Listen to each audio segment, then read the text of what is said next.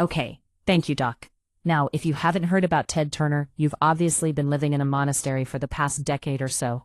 Hardly a week goes by, or a day, where you don't read about him in a magazine or a newspaper, or he's on television. He's got CNN in the United States, Australia, Europe, Japan, and Central America. He's got WTBS, the superstation, out of Atlanta. He's just taken over MGM. He owns the Atlanta Braves, the Atlantic Hawks. He won the America's Cup.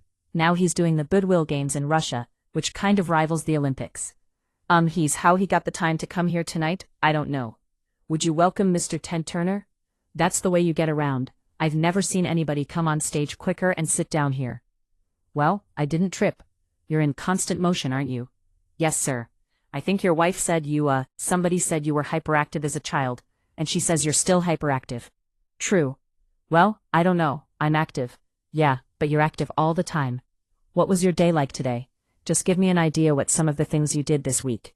Well, this was a big week. Yeah. See, I spoke to the Africa Travel Council in Atlanta Monday morning. Then I flew to Washington, and I spoke at George Washington University, I think Monday afternoon. Then I got up early Tuesday morning, had breakfast with Jack Valencia of the MPAA, flew to New York with him, spoke to the International Radio and Television Society with him at noon. Then in New York, and then I flew to Detroit and watched the Detroit Pistons beat the Hawks that night. And then the next morning I made calls on all the major automobile companies, trying to sell them some advertising. And I flew back to New Haven, Connecticut, Wednesday night, and spoke at Yale. And then I drove down last night too, and stayed at the airport across from Kennedy Airport, and flew out here today. And we just had an announcement with Sid Sheinberg, the president of MCA. We're going to carry the Beaver Show before I got over here, over at Universal. So, some of the things you did this week, that's this week so far.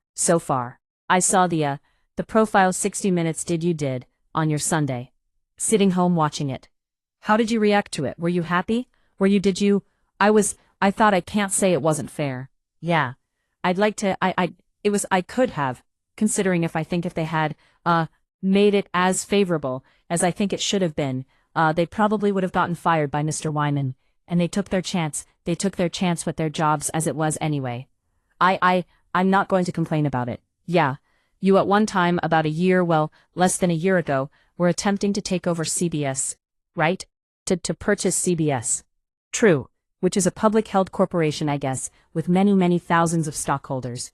And what were you going to try to raise to buy that?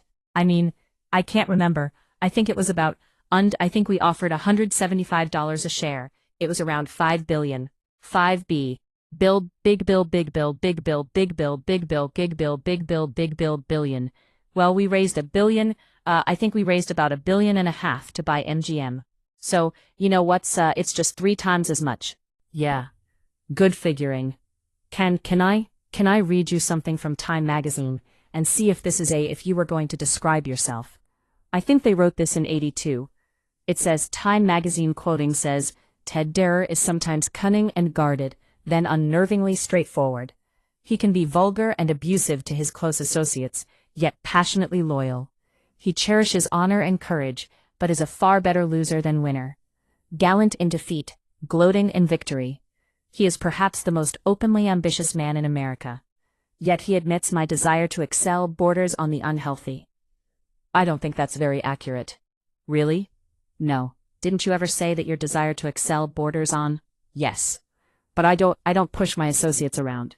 That's wrong. Uh-huh. But I mean, it's public opinion.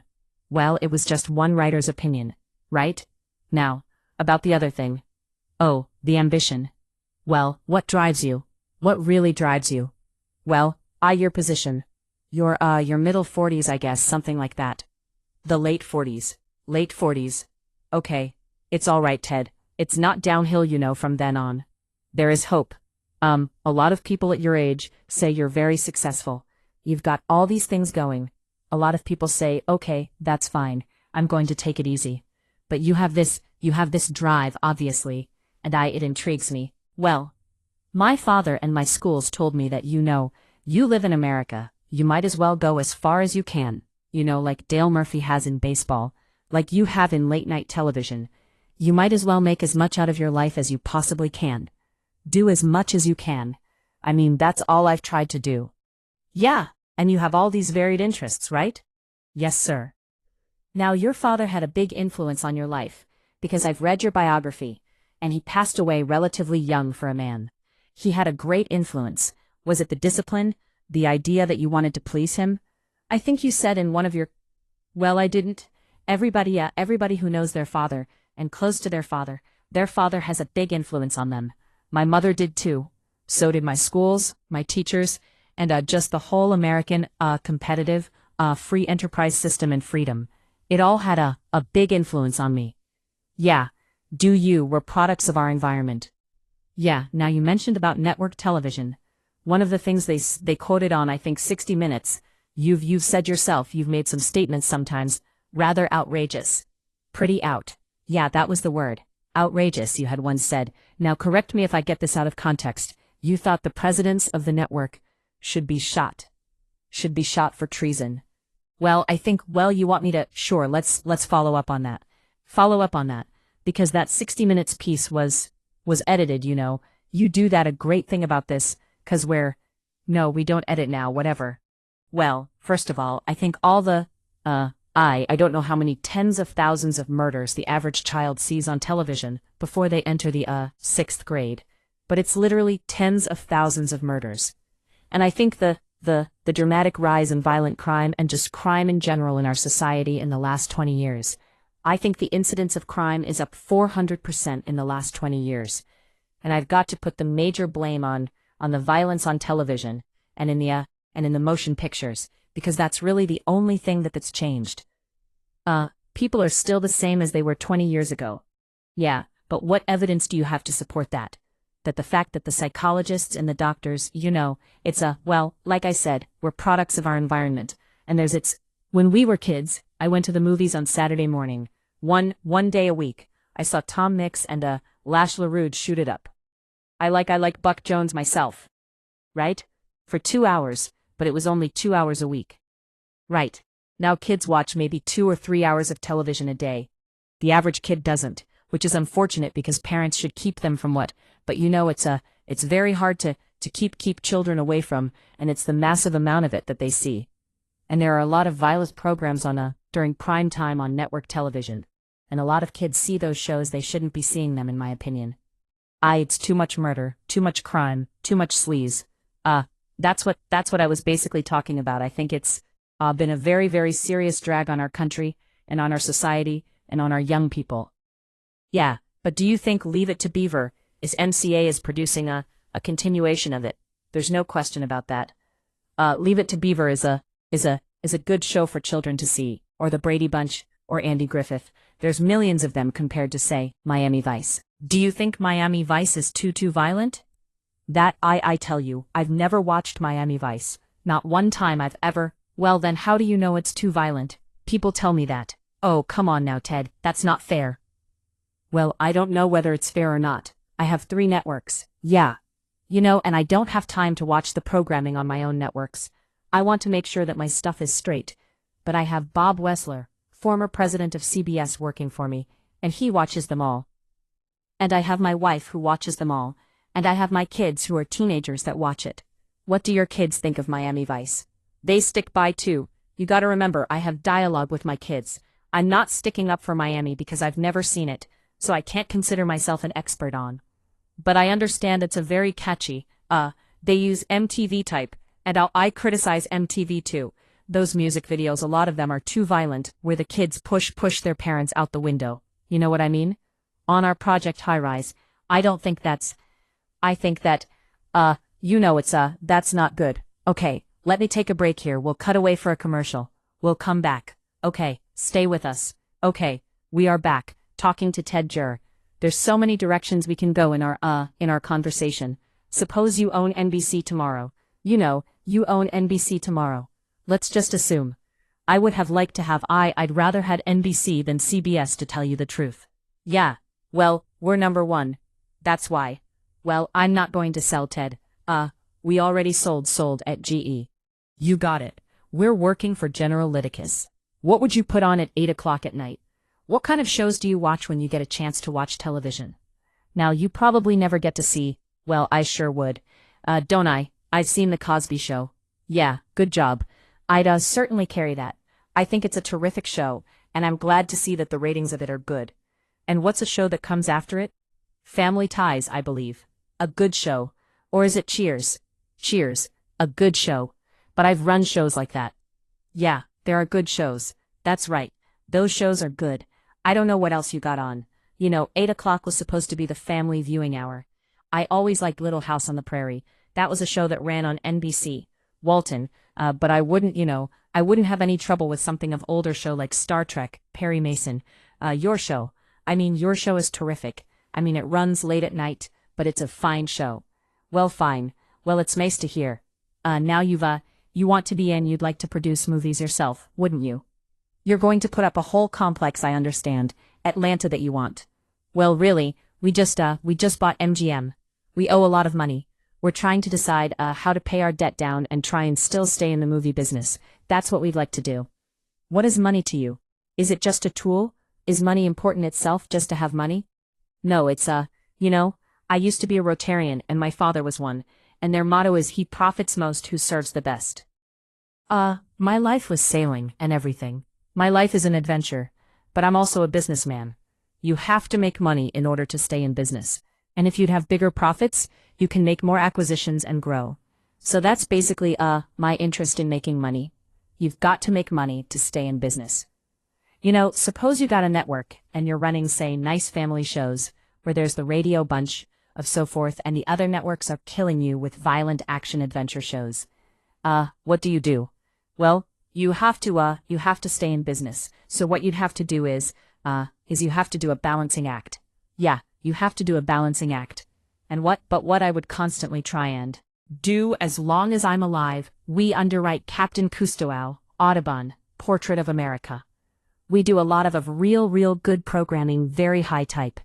What I'd always try and do is move the shows away from violence, as much as I could, and make the stars, the people, the central characters, the kind you'd like your children to grow up and be like, That's the way I try and do it. But I'd do what I had to survive. But I'd always be pushing the other way. I think the people that run the networks, at least a few years back, cared mainly about the ratings. They would get them at virtually any cost. They weren't really concerned about, the damaging effect of the programs. Some of them. No, you have a lot of concerns, and I get the feeling you would like to change a lot of things in the world, and God knows there are a lot of things wrong with it. People must have come to you and said, Ted, why don't we run you for a public office? Well, some people have, but I think right now we've got a lot of fine people running for public office. We've got a lot of fine people that can do that. I think that I can make a greater contribution to our society and our planet at the current time, by trying to steer the media in the right direction, or at least do my part with my piece of the media to blaze the trail in the proper way. A lot of people have said when you first started out and wanted to put Atlanta, make a superstation and form CNA wouldn't work. Right, you said, it's not going to work at all, because you're up against the 3 major networks. And it's worked. Yes, sir. Yeah, was there any time you were going to back down and say, maybe they're right? Or do you like the idea of somebody telling you, Ted Turner, you can't do this, and that's the very reason that you got to prove them wrong? No, I wasn't. I just, I read about satellite technology, and it seemed like a good idea to, broadcast to the whole, continent, from the satellite. I just, gave it a shot, gave it a try. We got a permit from the government. I asked them. They said it was okay. Yeah, I just, well, I had nothing to lose, Give it a shot. I don't think it was a big risk at all. Everybody said, well, you took a big risk. I didn't think it was a big risk at all. Yeah, all they could do is we could go back. Like remember in Cinderella, at midnight, she, the coach turned back into pumpkin. All I would have done if it hadn't worked, it would have gone off the satellite, and I went back to my little Atlanta station. Yeah, now the sports thing has worked out for you. You enjoy that? Yes, sir. You go to most of the games when you can. Well, I go to all I can. You tell them. You tell them what to do. Do you ever go out and suggest to the manager that maybe you should, do this? I have done that. I was the manager one day, but lately since I got CNN, one day you were the manager. I intended to be manager for longer, maybe a week, but have, ordered me back into the stand. You passed a new rule. There was no rule because, but that was a long time ago, but I'm too busy to run the ball clubs. And one thing I found out, if you running a ball club or running anything, is a full-time job, if you're going to do well at it. And if you haven't got your full time to devote to it, it's better to let somebody else do it that has got their full time to devote to it. Yeah. What do you see Ted Turner doing 15 years from now? Well, my main concern now is to try and get the United States and the Soviet Union to stop the arms race and start cooperating with each other for the betterment of our two societies and for the rest of the world, and to get the population stabilized. Everybody would like to do that. And preserve our environment. Those are the things that we need to do in order to live on this planet for a long time. At the current course of action that humanity is following, we're very much an endangered species at the time. That's probably true. I get a feeling you're a romanticist sometimes. Oh, absolutely. Aren't you? Sure, I mean I love the old movies. Robin Hood and Call of the Wind, and so forth. Yeah, you are romantic, aren't you? Sure. Now how about your home life? How much time you get to spend right up there in the stands? Yeah, I got 5 kids. I love them. My oldest son is working in our bureau in Moscow, in the news bureau over there. And my oldest daughter this summer is going to go to work for Greenpeace in London. Good organization. That's her job. I mean, we're all very idealistic. The other 3 are still in school. Yeah. So where do you go from here now? Well, I'm going out to dinner. Fair enough. Hey, tell you what. You're a fascinating gentleman. That's a big thing for today. You're a fascinating guy, Ted. It's nice to have you here and come back and talk with us again sometime, will you? Enjoyed it very much. Thank you, Ted. Okay, we'll take a break. We'll be right back.